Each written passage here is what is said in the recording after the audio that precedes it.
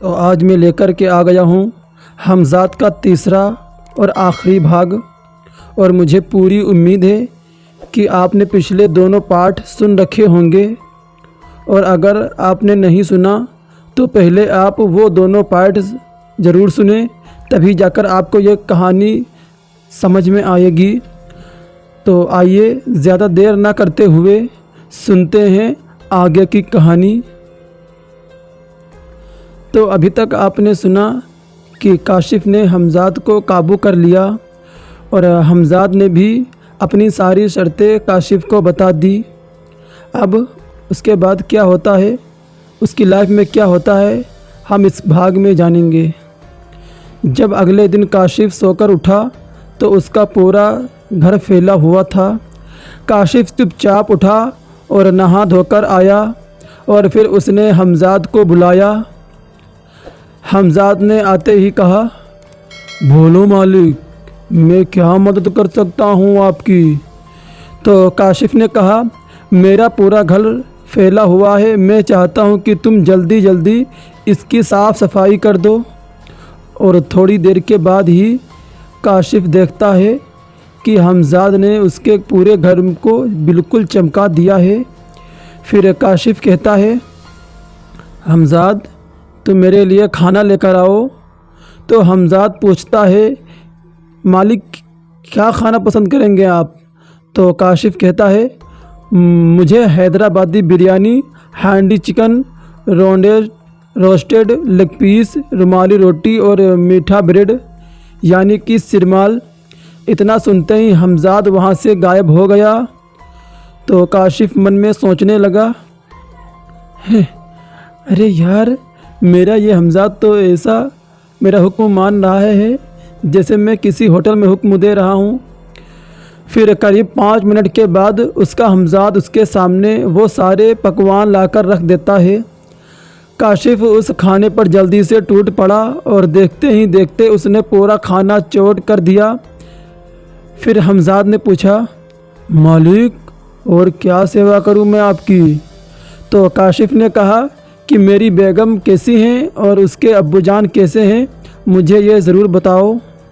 تو حمزات نے اسی کمرے کی دیوار پر اپنا ہاتھ گھمایا، اور کاشف کے سامنے دیکھتے ہی دیکھتے وہ دیوار ایک ٹی وی کی طرح اس کی بیوی اور اس کے ابو کے گھر کا نقشہ دکھانے لگی۔ کاشف نے دیکھا کہ اس کے ابو کی طبیعت اور بھی زیادہ خراب ہو رہی ہے، تو اس نے حمزات سے کہا، کیا تم ابو کی طبیعت صحیح کر سکتے ہو؟ تو حمزات نے کہا، مالک میرے لیے کوئی بھی کام ناممکن نہیں ہے، میں چٹکیوں میں ہی صحیح کر سکتا ہوں انہیں۔ یہ سن کر کاشف بہت خوش ہوا اور بولا، تو پھر دیر کیوں کر رہے ہو، ہاں جاؤ۔ حمزات تو چلا گیا، لیکن کاشف ابھی بھی دیوار پر اس کی بیوی کے گھر کا پورا ماحول دیکھ رہا تھا۔ کاشف دیکھتا ہے کہ تھوڑی دیر کے بعد حمزات ایک بوڑھے آدمی کا بھیس بنا کر اس کے سسرال جاتا ہے، اور سلمیٰ سے کہتا ہے، بیٹی میں بہت دور سے آیا ہوں، اور میرا علم کہہ رہا ہے کہ تمہارے ابو کی طبیعت بہت ہی زیادہ خراب ہے بیٹی۔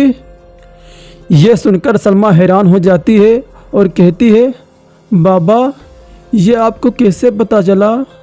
تو حمزات بولتا ہے، وہ ساری باتیں چھوڑو بیٹی، کیا تم اپنے ابو کو صحیح نہیں کرنا چاہتی ہو؟ تو سلمیٰ بولتی ہے، بابا آپ باہر کیوں کھڑے ہیں، جلدی سے آپ اندر آئیے۔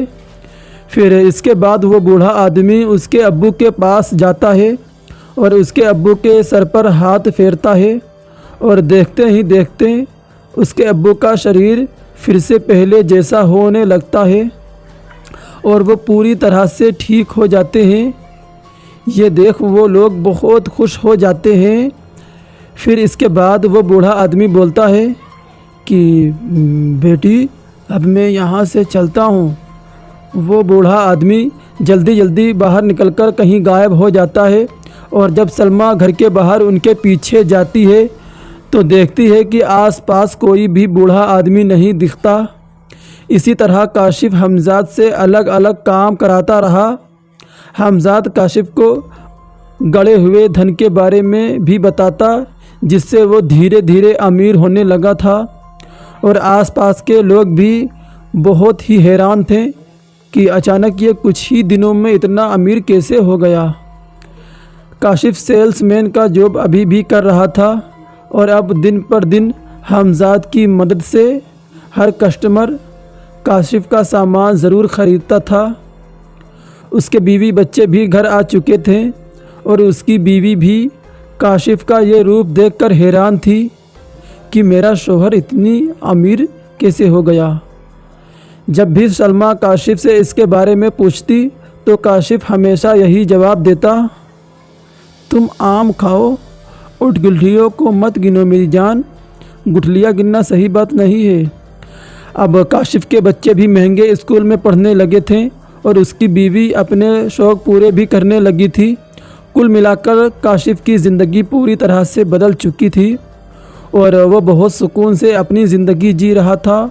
لیکن کاشف کا سالہ یعنی کہ اس کی بیوی کا بھائی اچانک کاشف کے امیر ہونے کی بات اس کو کچھ صحیح نہیں لگی۔ وہ اس کی دولت کو ہڑپنا چاہتا تھا، تو اس نے اپنی بہن یعنی کہ سلمیٰ سے کہا کہ تم پتہ کرو کہ کاشف اتنی جلدی امیر کیسے ہو گیا۔ ہاں، وہ اپنی بہن سے کبھی سونے کے سکے تو کبھی سونے کے زیورات چوری چوری منگواتا تھا۔ دھیرے دھیرے اس کے بھائی کا لالچ بڑھنے لگا۔ اس کی بہن بھی اپنے بھائی کو ساری باتیں بتا دیتی تھی کہ ان کے پاس کتنا سونا ہے۔ سلمیٰ کاشف سے بار بار یہی پوچھتی کہ آخر کیا راز ہے جو آپ اتنے جلدی اتنا امیر ہو گئے۔ کاشف تو پہلے منع کرتا رہا، لیکن اس کی ضد کے آگے کاشف نے اس کو پوری بات بتا دی، اور یہ بات سلمیٰ نے اپنے بھائی سے بتائی۔ اب اس کا بھائی سلمیٰ کا بھائی سمجھ چکا تھا کہ کیسے وہ امیر بنا۔ ایک دن سلمیٰ کا بھائی کاشف کے گھر چوری کرنے آیا، تبھی حمزاد نے اسے بتا دیا کہ تمہاری بیوی کا بھائی چوری کرنے آیا ہے۔ یہ سن کر کاشف جلدی سے گیا اور اپنے سالے کو پکڑ کر مارنے لگا۔ سلمیٰ اپنے بھائی کو بچانے کی پوری کوشش کر رہی تھی، لیکن کاشف بہت ہی زیادہ غصے میں تھا، تو اس نے اس کے بھائی کو بہت مارا۔ لیکن اس کے بعد سلمیٰ کا بھائی اور کاشف کے بیچ بہت بڑی دشمنی ہو گئی۔ اب سلمیٰ کا بھائی کاشف سے بدلہ لینے کے لیے ہر ممکن کوشش کرنے لگا۔ اسی طرح سلمیٰ کے بھائی نے کاشف پر کئی سارے جان لیوا حملہ کیے، لیکن حمزاد کی مدد سے کاشف ہر بار بچ جاتا۔ یہ سب دیکھ کاشف بہت تنگ آ گیا، اور اس نے حمزاد سے کہا کہ کہیں تم میری بیوی کے بھائی کو جان سے مار ڈالو، میں اسے اپنی آنکھوں کے سامنے زندہ نہیں دیکھنا چاہتا۔ تو حمزاد نے کہا، میں اسے جان سے تو مار ڈالوں گا، لیکن اس کے لیے میری کچھ شرط ہے۔ تو کاشف اس سمے بہت ہی زیادہ غصہ تھا، تو اس نے حمزاد سے کہا، مجھے تمہاری ہر شرط منظور ہے، بس میں اسے زندہ نہیں دیکھنا چاہتا، تم اسے جان سے ہی مار ڈالو۔ پھر تھوڑی دیر کے بعد حمزاد اسے مارنے چلا جاتا ہے۔ حمزاد نے سلمیٰ کے بھائی کو بہت ہی دردناک موت دی تھی۔ سلمیٰ کا بھائی جب کار ڈرائیو کر رہا تھا، تبھی سامنے ایک ٹرک نے آ کر اس کو اتنا بھینکر ٹکر مارا کہ پوری کار کے چیتھڑے اڑ گئے، ساتھ ہی اس کا بھائی بھی اسی کار میں ہی مر گیا۔ تھوڑی دیر کے بعد حمزاد کاشف کے پاس آیا اور بولا کہ میں نے اسے جان سے مار ڈالا۔ تب جا کر کاشف کا غصہ شانت ہوا اور وہ بہت خوش ہونے لگا۔ تو حمزاد نے کہا، ابھی اتنی جلدی خوش ہونے کی ضرورت نہیں ہے۔ تو کاشف نے کہا، تم ایسا کیوں بول رہے ہو؟ ہاں؟ تو حمزاد نے کہا کہ تمہیں میری شرط پہلے ہی سن لینی چاہیے تھی۔ تو کاشف نے کہا، بتاؤ تمہاری کیا شرط ہے؟ تو حمزاد نے کہا، مجھے تمہارے چھوٹے بیٹے کی بلی چاہیے۔ یہ سن کر جیسے کاشف کے پیروں کے زمین ہی کھسک گئی۔ کاشف بولا، یہ تم کیا بول رہے ہو؟ ہاں، میں ایسا کبھی بھی نہیں کر سکتا، سمجھے تم؟ تو حمزاد غصے میں بولا، میں نے تمہیں پہلے ہی بولا تھا کہ اگر تم میری شرط نہیں مانو گے تو میں تمہاری زندگی پوری طرح سے برباد ہی کر دوں گا۔ حمزاد نے کہا، اگر تم نے اپنے بیٹے کی بلی نہیں دی تو میں تمہیں ہر وقت پریشان کروں گا اور تمہیں شانتی سے کبھی بھی جینے نہیں دوں گا۔ پھر اس کے بعد سے حمزاد نے کاشف کو اتنا پریشان کرنا شروع کر دیا کہ وہ پوری طرح سے بھی دھیرے دھیرے پاگل ہونے لگا تھا۔ جب بھی وہ رات کو سوتا تو حمزاد اسے اٹھا کر پٹک دیتا۔ جب وہ نہانے جاتا تو اس کے اوپر کیڑے مکوڑے گرا دیتا، اور جب وہ کھانا کھانے جاتا تو حمزاد اس کے کھانے کو مل موتر اور کیڑے مکوڑے میں بدل دیتا، جسے دیکھ کر اسے الٹی ہو جاتی۔ کاشف اب پوری طرح سے تنگ ہو چکا تھا اس حمزاد سے، کیونکہ حمزاد اب اس کا سارا کام بگاڑ رہا تھا اور دھیرے دھیرے وہ پاگل سا ہونے لگا تھا۔ حمزاد نہ تو اسے شانتی سے کھانے دیتا اور نہ ہی اسے شانتی سے سونے دیتا۔ ہر سمے حمزاد اس کے کان میں چلاتا ہی رہتا۔ تبھی کاشف کو یاد آیا کہ اس کتاب میں حمزاد سے چھٹکارا پانے کے لیے حمزاد کے من پسند چیزوں کی دعوت کرانی ہوگی۔ پھر کاشف نے حمزاد سے پوچھا کہ تمہیں کھانے میں کیا پسند ہے؟ تو حمزاد نے اپنی ساری من پسند کی چیز کاشف کو بتا دی۔ پھر نوچندی کی رات کو کاشف نے حمزاد کے لیے دعوت رکھی۔ حمزاد نے پیٹ بھر کے کھانا کھایا۔ حمزاد کے کھانا کھانے کے بعد کاشف نے کہا، اب تم میرا پیچھا چھوڑ دو، میں تمہاری من پسند کی ساری چیزیں تمہارے سامنے رکھی، تمہارے لیے شاہی دعوت بھی کرائی۔ تو حمزاد ہنستے ہوئے کہتا ہے، تمہیں کیا لگتا ہے کہ میں تمہارا اتنی آسانی سے پیچھا چھوڑ دوں گا؟ تو یہ تمہاری غلط فہمی ہے۔